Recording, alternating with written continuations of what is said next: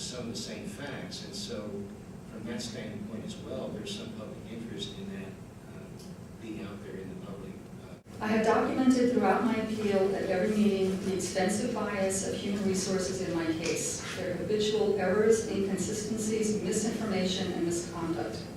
And their response to Anita Sanchez's letter of September 26th is similarly wrought with inaccurate and false statements, including omissions.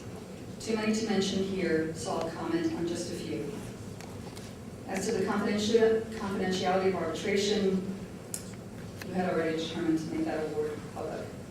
Human Resources response often misrepresents the arbitrator's summary of the city's claims as if it was the arbitrator's formal opinion and mischaracterizes statements by the arbitrator. For instance, the arbitrator never used the terms egregious or prolific when describing his view of my email activity. He only used the city's claims. The unbridled arrogance and boldness of Human Resources about the arbitrator having decided on any age discrimination complaint is beyond belief. It exemplifies why there is such distrust of government. Not once did my union reference age discrimination, nor was there any such discussion of age discrimination as falsely stated. Age discrimination at arbitration was raised by the city in reference only to the complaints I had filed with other agencies and played no role in the arbitrator's decision.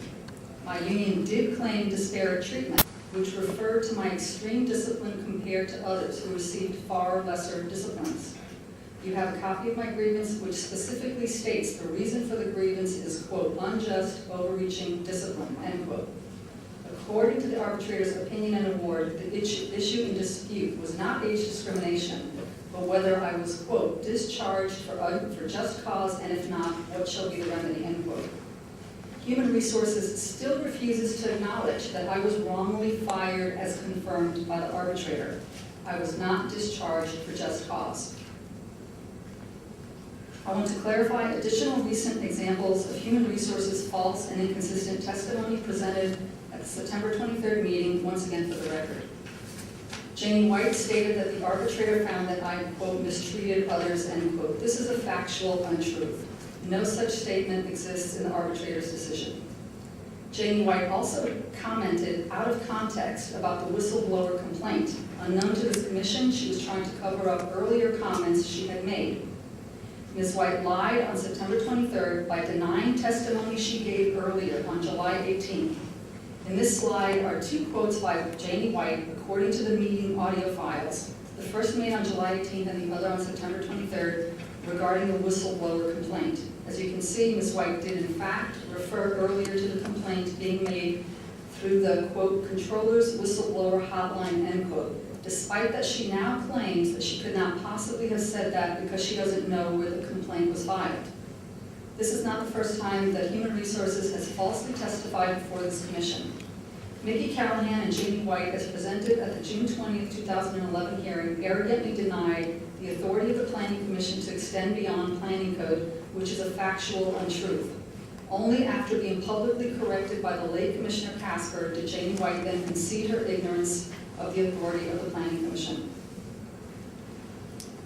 I respectfully remind the Commission that on July 18th, President Normandy had requested an explanation for my allegations of misconduct by Human Resources. On September 23rd, I provided further evidence of an extremely flawed process by Human Resources, which is summarized in this slide with bullets. Contrary to Human Resources misinformation, the allegation of age discrimination, including the information on this slide, is unique to my appeal before you and was not discussed at arbitration as proven in my union grievance letter and the arbitrator's award. I also respectfully remind the Commission that on July 18th, President Normandy also specifically requested a timeline to determine whether a causal sequence exists between Commissioner Moore's earlier comments and the terminations. The timeline was provided on September 23rd, as shown again in this slide, demonstrating the relationship between Commissioner Moore's age-biased comments and the subsequent termination or forced retirement of the 6 protected class employees, myself included.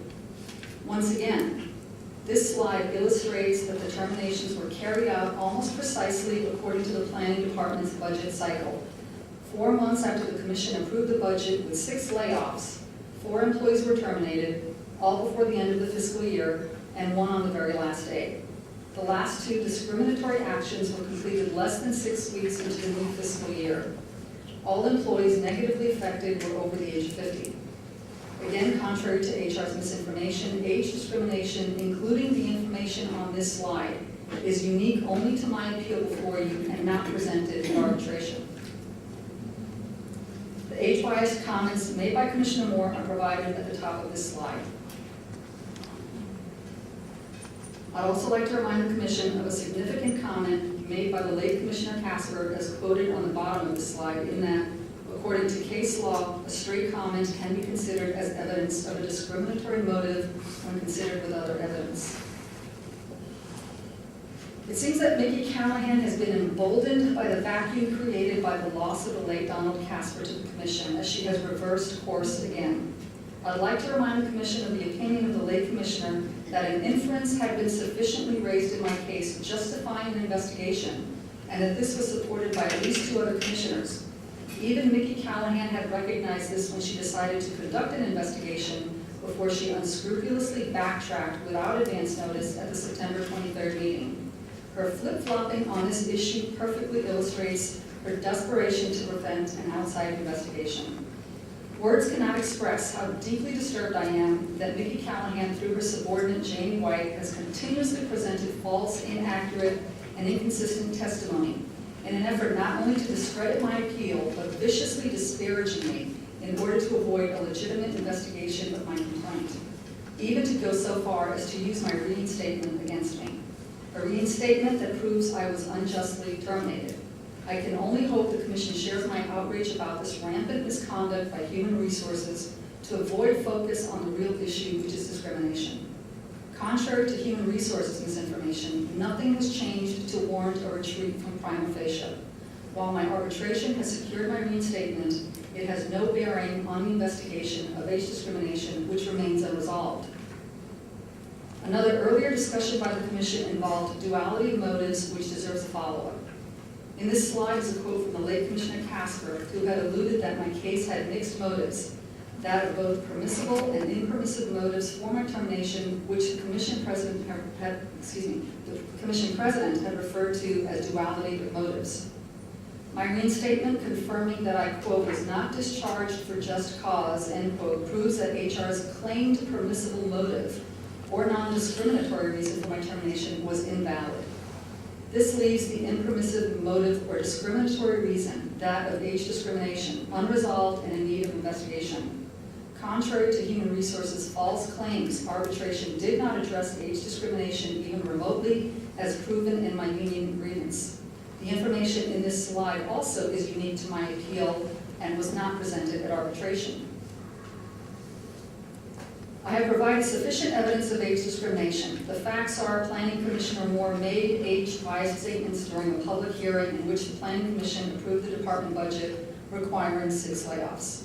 Within months of the Planning Commission meeting, 6 Planning Department employees over the age of 50 were terminated or forced to retire, successfully meeting the budget deficit. 2 Planning Department employees, both under the age of 40, who shared in some of the very same emails, were promoted, and this was presented at previous meetings here before you. None of this information was discussed at arbitration. My appeal is not about whether or not age discrimination has occurred, but whether such discrimination has been sufficiently alleged to justify an investigation.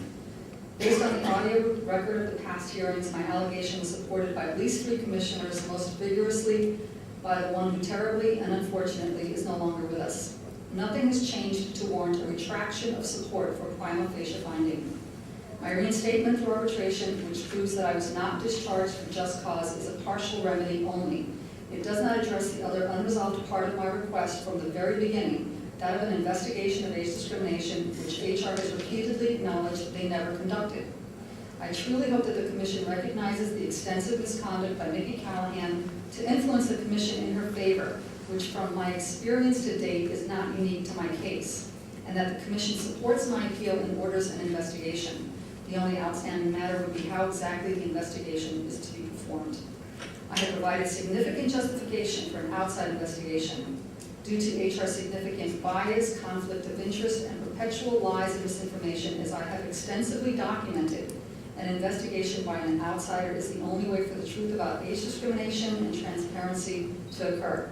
I have also earlier cited section of City Charter 3.210 that would preclude HR from conducting the investigation, given they be partly investigating their own misconduct, which would violate the Charter. The Commission has the authority and responsibility to prevent civil service abuses committed by department heads as alleged in my appeal. I urgently request the Commission uphold the appeal and order an outside investigation of my allegation of age discrimination.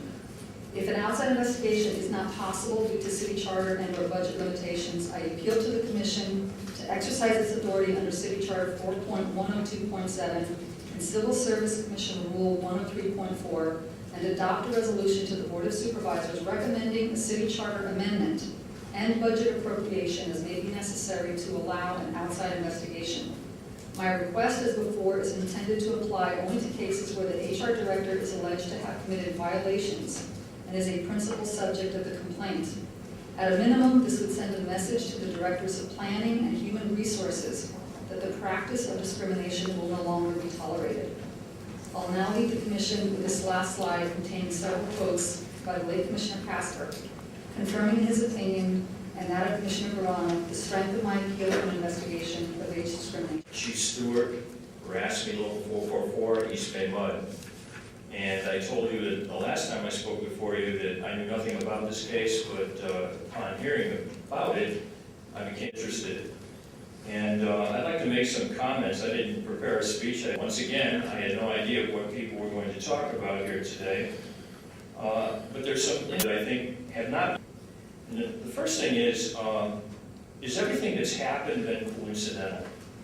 Or is it actually circumstantial? What I mean by that is there ulterior motives that you can't pinpoint? Starting out with Commissioner Moore's statement. The arbitrator said there was a lax workplace environment.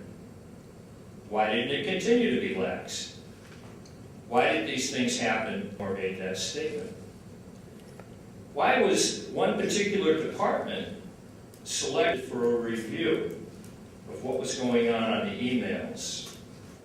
And what's the difference between one person sending out 3 or 4 inappropriate emails and one person sending out 20 or more? Why is it that 50 people, or that I believe it's 5 people were fired, and coincidentally or substantially, they were all over the age of 50? I think these are questions that add circumstantial evidence to what Cecilia is indicating here. But the main question is, why didn't she say this in the first place? As I said, I was a chief steward representing over 600 people at East Bay Mud. And every time I had to go in for a termination and represent somebody, they were being terminated for a certain item, but like say for instance sleeping on the job or something like that. But the steward goes in and he or she is not under the fear of getting caught at doing something wrong. And they have the opportunity to look at what had taken place above and beyond the incident itself. And at that point, you sometimes that there's something else going on here besides this person did. But the person, moment of shock of being caught at doing something, is not able to look at it later on and say, hey, wait a minute, the reason is not because of this. And I think that you keep bringing up the same issue about, well, how come you didn't raise this issue in the first place? Well, if you got caught and being told your 15-year career after having a perfect record was about to be terminated, you were admittedly sending out inappropriate email, you're not thinking possible ulterior, you're thinking, I'm in serious trouble right now. Cecilia looked at it at a later date when things had calmed down. She realized there may well be something else going on here. And I'm submitting that that's exactly what could be taking place, because it's either coincidental that all this happened, or it's circumstantial evidence that she was selected along with 4 other people to be terminated. It's James Terry, and I was terminated.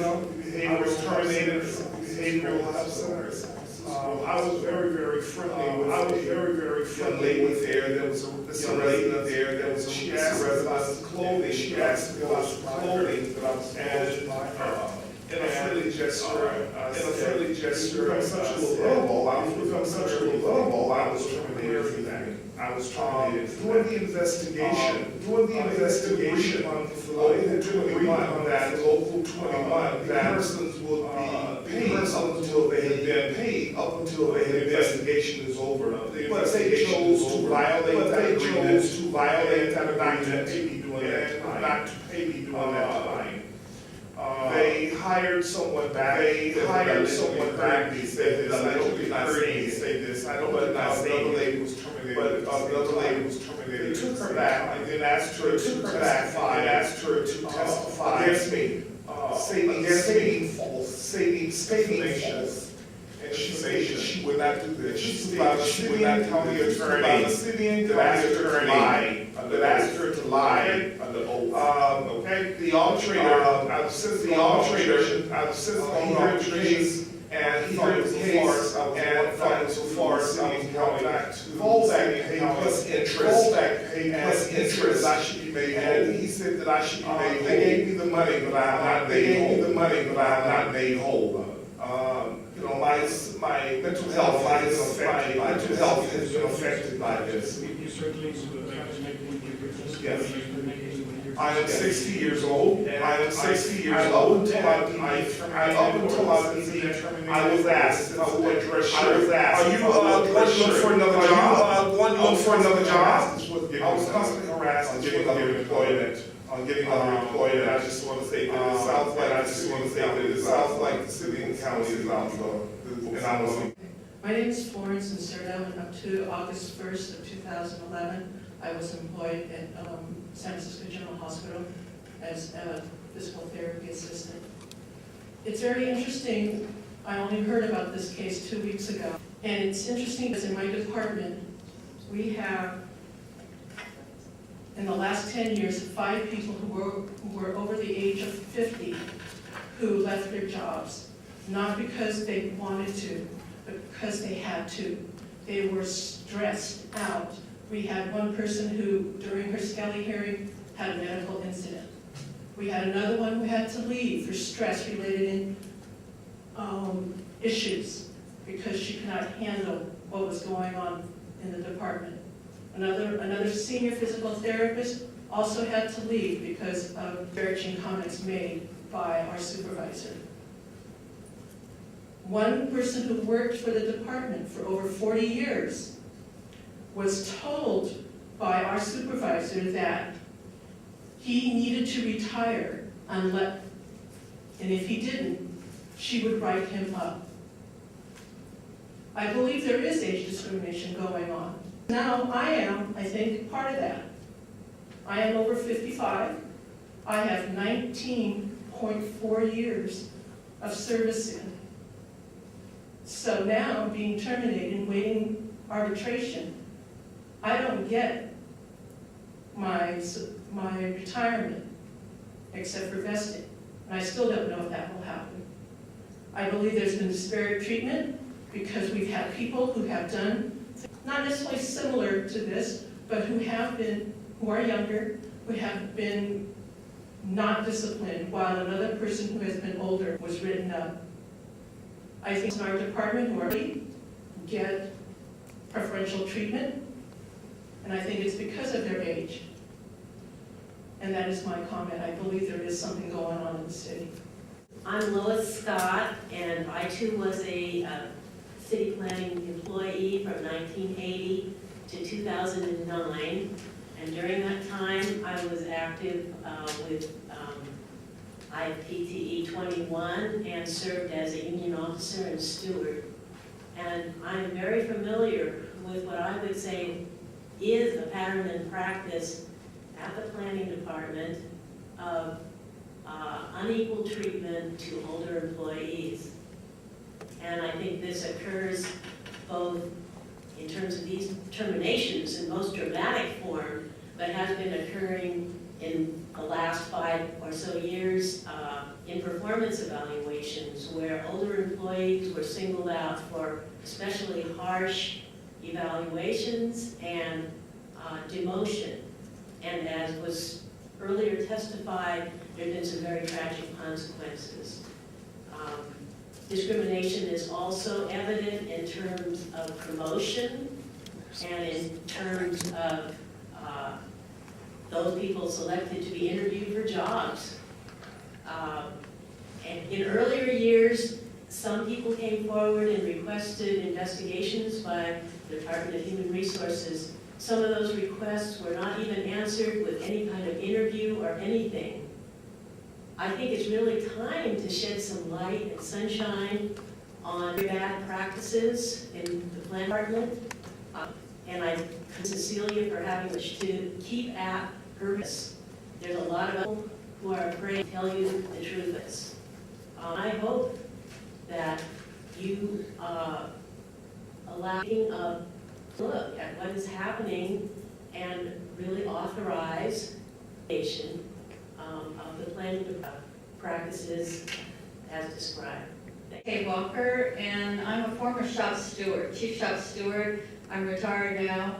And I have nothing really to add to this. This is the second time I've about this situation. I'm still active in the labor movement, and that's why I attended these hearings. I know that in my past experience, age discrimination in many departments, and it comes in waves.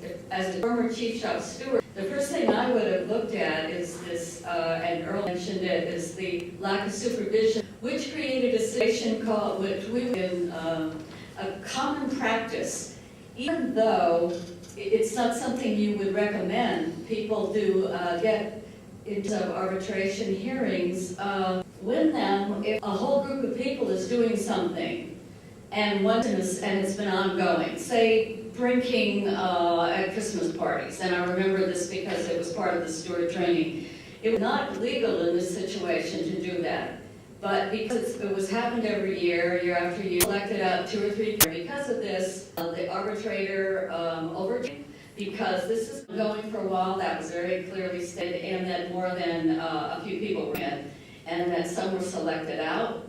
They happened to be older, does something in the direction of age discrimination. If I were a steward on the case, I would have started with that, with common practice, and the steward and the supervisor was letting it. I didn't come here to speak specifically about discrimination. My real concern is that civil service rules are being completely flouted by supervisors. Where I went out on a disability and it took me 14 months and a grievance just to be able to meet with my supervisor to discuss accommodation.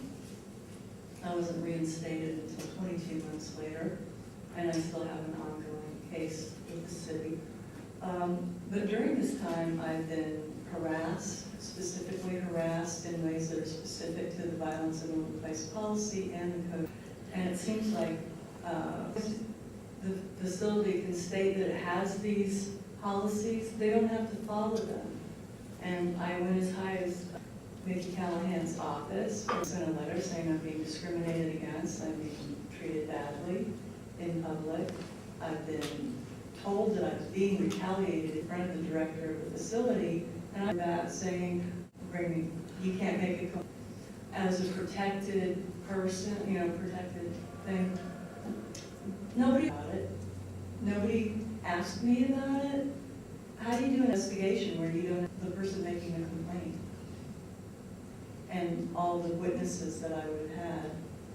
I think, people say that the system is broken. It's just not being followed. When you have 2 people working in office for the whole city that are supposed to help you deal with their alcoholism, or, depression, or being treated badly, work.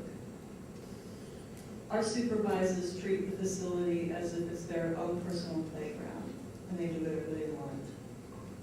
And there's no progressive disciplinary action that ever happens there. And the city loses so much money by firing people and having them out for as long as they possibly can, and then having to completely reinstate them.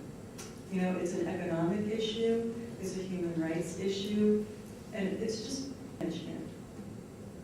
And I think that the Department of Human Resources needs to be investigated. Mr. Jaroslawski, I'd like to remind the Commission tonight before you is not an issue of whether discrimination has occurred, but whether an allegation only of discrimination justifies an investigation.